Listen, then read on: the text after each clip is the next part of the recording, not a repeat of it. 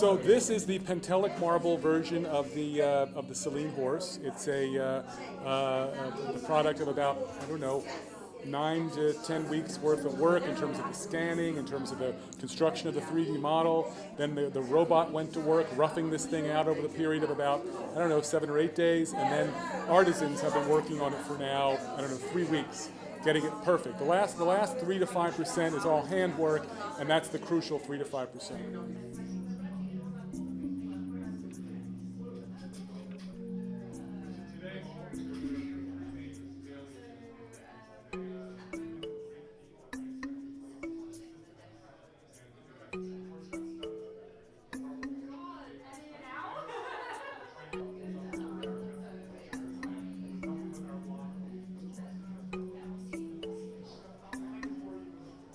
Well, I think the robots are very charismatic. They're fascinating to people. They're great fun to watch. They certainly were part of the public interest in the story. And I think that you need to have an in. You need to find a way to drag the public into the story, to learn a little more about it. Once the public learned the details, the facts of the story, then the judgment came down easily on the side of the Greeks. So I think that maybe the real value of the story was to create something that was fascinating to people for a whole host of different reasons, many of them not political. But once they were into the story and were given the opportunity to make a judgment, the judgment came down in favor of the Greeks. And a lot of people thought it was a Godfather reference.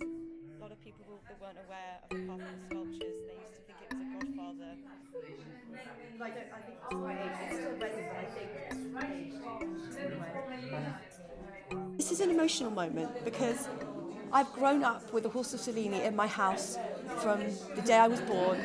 We had a copy in resin from the British Museum at the top of the staircase, so everyone would walk in and be welcomed by it.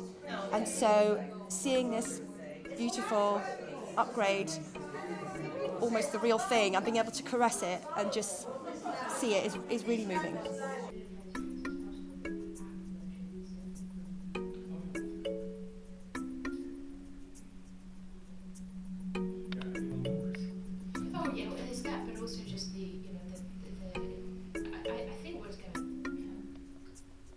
The aspect ratio was just changed. So how much clearance will there be in the block for this? Well, that would be a good idea to do. Yeah. But so this is so the longest dimension measured from here. We chose the Selene Horse because it's an object that most people know already. So it will help them when they see our reconstruction of it, since they already have a good idea in their minds of what this thing is supposed to look like. When they see our object, I'm hoping that it will align with their memory of the object.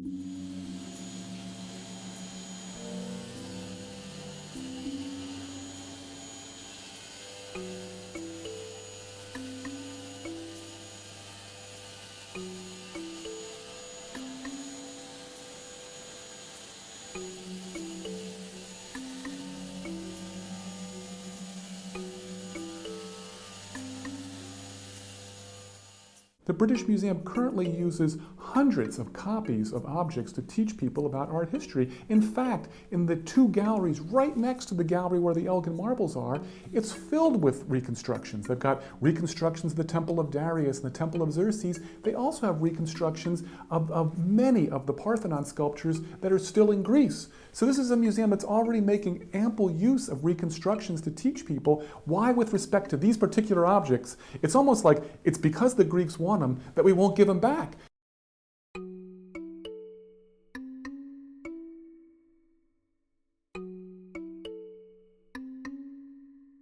They want these things for the same reason that the British treasure the crown jewels, that Americans treasure the Statue of Liberty.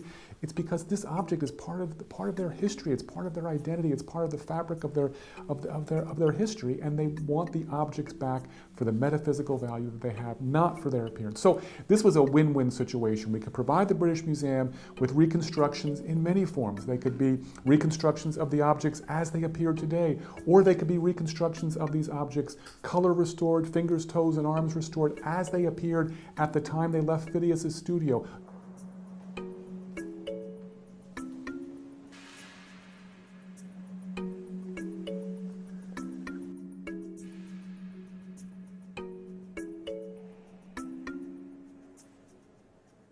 So it's a multi-part process. So the first part of the process is to gather data that enables us to create 3D models of the sculptures.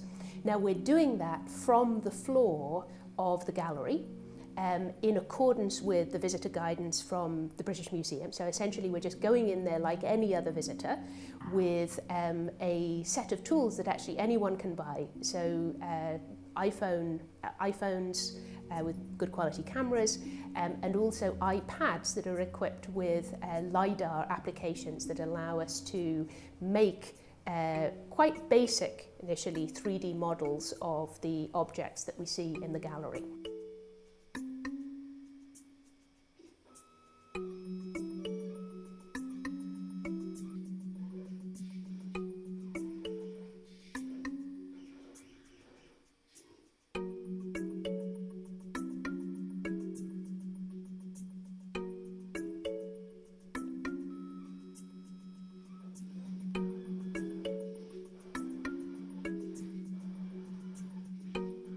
Obviously, we don't know for sure, but I personally have a hunch that were this technology available to, Phidias, were available to Michelangelo, I think they would have embraced it with enthusiasm.